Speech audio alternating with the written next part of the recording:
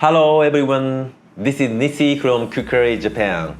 Welcome to the complete Gmail textbook for 2025. In this single video, we are going to cover everything you need to master Gmail, from the absolute basics to advanced productivity tricks, and even the latest AI features. Let's do this, Sensei. I'm ready. Yes, I'm Sensei. By the end of this, you'll be a Gmail pro. So let's get started. First things first, let's understand the basic layout of the Gmail screen. Knowing the role of each area is the first step to mastering it. The screen is mainly divided into 4 areas: the left side, the center, the top, and the right side. On the top left, you'll see a 3-line icon. This is the main menu. Clicking it reveals the key items like Compose and your inbox. If your menu is hidden, this is the first place to click. The center is the main zone where you see your list of emails or the body of selected email. I highly recommend clicking the icon on the top right of your inbox to change the view to vertical split. This shows your email list on the left and the contents on the right, which is very easy on the eyes. I always use the vertical split view. It feels so much cleaner. Yes. No more switching back and forth just to read one email. At the top, you have the powerful search bar and the gear icon for settings. In Gmail, searching is more important than sorting into folders, so you'll be using this bar a lot. And on the right side, there's a hidden side panel where you can access your calendar and Google Tasks.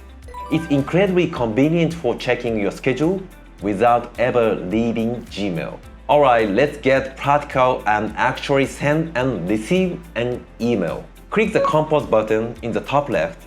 A new Compose window will pop up in the bottom right corner. What's neat is that you can still see your inbox while you write. For recipients, you have two CC and BCC. CC stands for carbon copy, for people who need to see the email for context. BCC stands for blind carbon copy, used when you want to send a copy to someone without other recipients knowing. Write your subject and body, then hit send. Oh wait, made a mistake. But it's okay. Right after you send, an undo option appears in the bottom left. If you click it, the email will be unsent. You can extend this undo send period to a maximum of 30 seconds. So go to Settings, see All Settings, General tab. I strongly recommend setting it to 30 seconds just in case. So to attach files, use the paperclip icon for local files from your computer or the drive icon for files in your Google Drive. When you send a drive file, Gmail checks if the recipient has permission to view it. If not, it will ask you to grant access before sending, which is a great safety feature to prevent sharing mistakes. Even if you've already sent the email and then realize you forgot to send the file permissions, no worries. You can still adjust the access afterwards. No worries. When replying, be mindful of the difference between reply and reply all. In a business context, it's crucial to keep everyone in the loop, so if there are people in the CC, you should almost always use reply all. The core philosophy of Gmail organization is this: your inbox is your to-do list. When you are done with an email, don't delete it, archive it. Archiving removes it from your inbox, let's say your to-do list, but keeps it safely stored in all mail forever. This keeps your inbox clean, showing only the task you need to act on now. Only truly unnecessary emails should be deleted. So deleted emails go to the trash and are permanently erased after 30 days. For important emails, use the star feature. You can easily find all your messages with stars by clicking on the stars category in the left menu.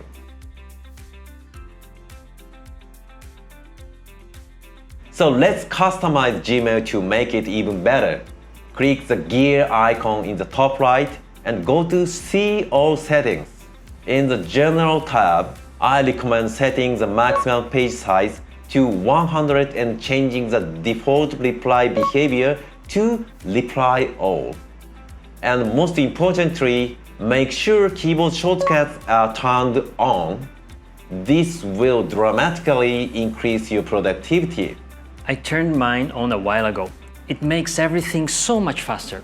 And the signature, you can create multiple signatures for work, personal, etc. and set different defaults for new emails versus replies and forwards.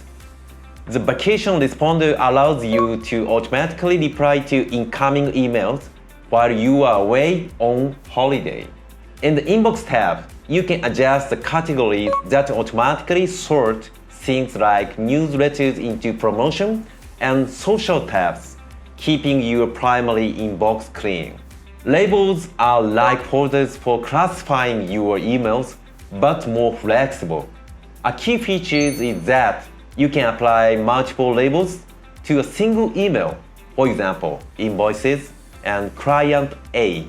You can create new labels from the left menu and assign colors to them for better visibility.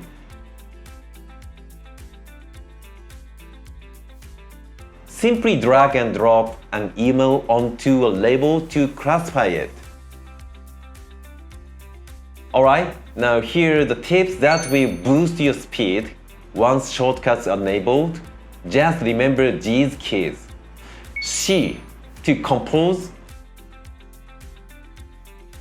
R to reply, A to reply all, F to forward, and E to archive. Just these alone will make you incredibly fast. To see a full list of shortcuts, just press Shift and question mark. You can drag an email to your Google task list. On the right to add it as a to-do item.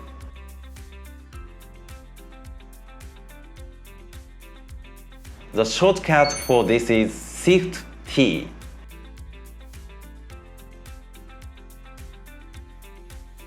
So the icon at the bottom of the Compose window are also powerful.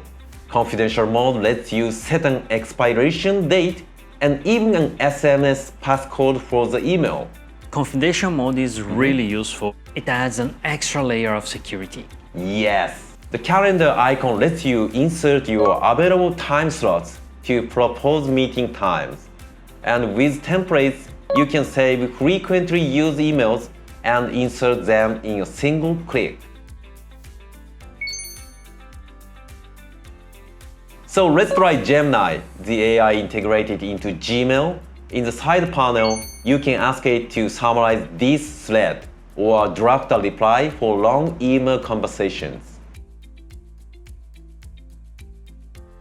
When composing, the Help Me Write feature is a lifesaver. Just type a prompt like an email to schedule a meeting, and it will generate a polished draft for you.